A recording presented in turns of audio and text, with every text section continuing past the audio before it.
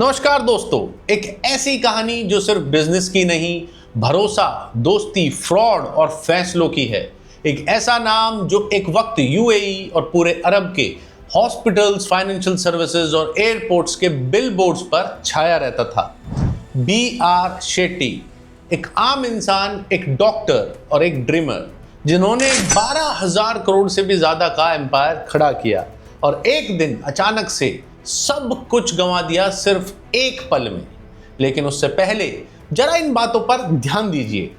Multiple Rolls Royce गाड़ियां, gulf stream private jet, 7 star palace जैसा घर अबू धाबी में, दुबई में बुर्ज खलीफा में टॉप फ्लोर पे पेंट हाउस और लंदन के मेफेयर में बहुत ही बड़ा सा बंगलो, यूएई के शेख्स के साथ डिनर और पीएम्स के साथ handshake, diamonds cufflinks, Louis Vuitton का वार्डरोब और पूरे एयरपोर्ट टर्मिनल्स पर सिर्फ उन्हीं के एड्स छाए रहते थे। एक ऐसा बिलियनियर जिसे दुनिया सिर्फ सक्सेस का सिनोनिम समझती थी।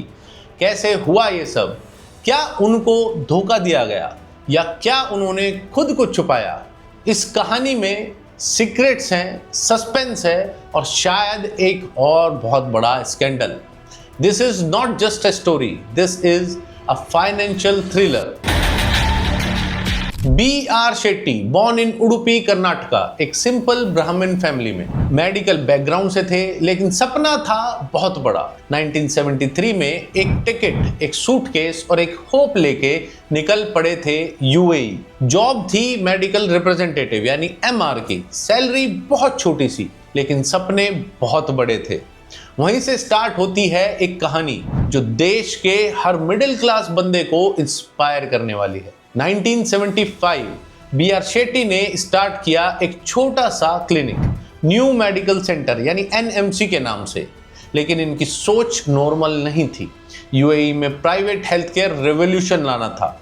यह था इनका विजन कि पूरे यूएई को एक मेडिकल हब बनाना है। एक एक डॉक्टर को खुद जाकर कन्विंस किया, पेशेंट्स के लिए खुद सब्सिडीज दिए और ट्रस्ट बिल्ड किया। एनएमसी ग्रू फास्ट, वेरी फास्ट, बहुत तेजी से बढ़ा और 2000 आते आते एनएमसी ने 200 plus facilities across UAE, India, Oman और सऊदी खड़ी कर दी। लेकिन यहां कहानी में एक ट्विस्ट छिपा था। बी.आर. शेट्टी सिर्फ हॉस्पिटल्स पर ही रुकने वाले नहीं थे।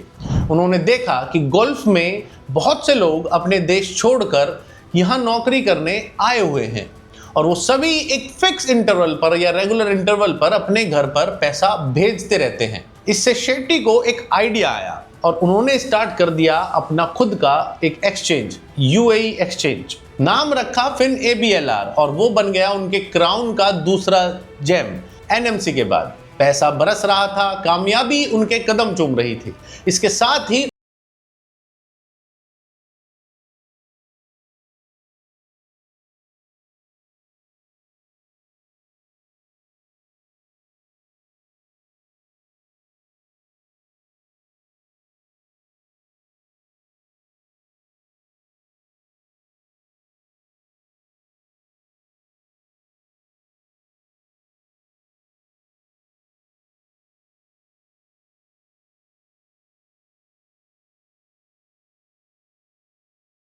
ऑफिस जाते थे और हर बिजनेस मैगजीन उन्हें कवर करना चाहती थी। पर जितना बड़ा सक्सेस उतना ही ज्यादा फ्रेजाइल भी था।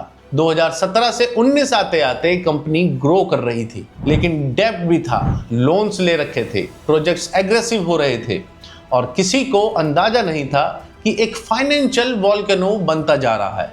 एक ऐसी छुपी हुई आग जो सिर्फ टाइम का इंतजार कर रही थी फटने के लिए। हर नया प्रोजेक्ट, हर लोन, हर फोर्ज्ड एंट्री उस वॉल्केनो में एक और फ्यूल डाल रही थी। बाहर से सब कुछ शाइनिंग, इनसाइड सब कुछ बॉइलिंग, जैसे किसी लग्जरी क्रूज शिप के नीचे एक बड़ा सा लीक हो गया हो और उसका कैप्टन पार्टी मना रहा हो। एनएमसी के अंदर यही हो रहा था। एक मैसिव मेल्टडाउन का काउंटडाउन शुरू हो चुका था, लेकिन किसी को कानों कान खबर नहीं थी कि घड़ी की अगली सुई क्या लेकर आने वाली थी। एम्प्लॉइज को सैलरी भी टाइम से मिल रही थी, रिटर्न्स भी आ रहे थे, पर बुक्स में कुछ था ही नहीं। उनका अकाउंटिंग सिस्टम ओपेक, कोई ट्रांसपेरेंसी नहीं, टॉप एग्जीक्यूटिव्स एकदम साइलेंट, इन्वेस्टर्स अनअवेयर, उनको कुछ पता ही नहीं था और बी आर शेट्टी पब्लिक में कॉन्फिडेंट दिखते, पर अंदर ही अंदर उनको चिंता खाई जा रही थी। तभी दिसंबर 2019 में एक रिपोर्ट आती है, एक छोटा सा ट्वीट आता है। मडी वाटर्स करके एक शॉर्ट सेलिंग फर्म थी जिसकी रिपोर्ट आई। तब लगभग 2000 करोड़ का कर्जा दिखा रहा था, जिसने बताया कि बी आर शेट्टी के ऊपर 2000 करोड़ का कर्जा है। सबने सोचा कि ये एक माइनर अकाउंटिंग इशू है, लेकिन जैसे जैसे लेयर्स खुलती गई, सच सामने आया तो एनएमसी हेल्थ के ऊपर 12,000 करोड़ से ज्यादा का छुपा हुआ कर्जा निकला। कुछ फेक सप्लायर्स का इस्तेमाल हुआ पैसा ब्लैक से व्हाइट करने के लिए। अकाउंटिंग बुक्स पूरी तरह से मेकअप की गई थी। कुछ लोन्स डबल एंट्री में थे, कुछ सिर्फ कागज पर। यह सिर्फ एक अकाउंटिंग गलती नहीं थी, ये एक मास्टर लेवल का इल्यूजन क्रिएट किया हुआ था। पहले सबने मजाक समझा, फिर अचानक शेयर्स क्रैश होने लगे। ऑडिटर्स ने रिपोर्ट रोक दी और यूके स्टॉक एक्सचेंज ने एनएमसी हेल्थ को सस्पेंड कर दिया। B R Shetty vanished, board resignations, panic. B R Shetty गायब हो गए, बोर्ड मेंबर्स ने रिजाइन कर दिया और पूरी तरह से पैनिक फैल गया। एक एक करके सब चेहरे सामने आए। तो सीएफओ ने बोला वी डिडंट नो, ऑडिटर्स बोलते हैं we relied on internal data, investors बोलते हैं वी फील चीटेड, और बी आर शेट्टी वो कहते हैं मुझे कुछ नहीं पता कि ये सब हुआ कैसे। इसके तुरंत बाद यूएई ने शेट्टी की फर्म के सभी अकाउंट्स फ्रीज कर दिए। लंदन ने प्रोब स्टार्ट कर दी।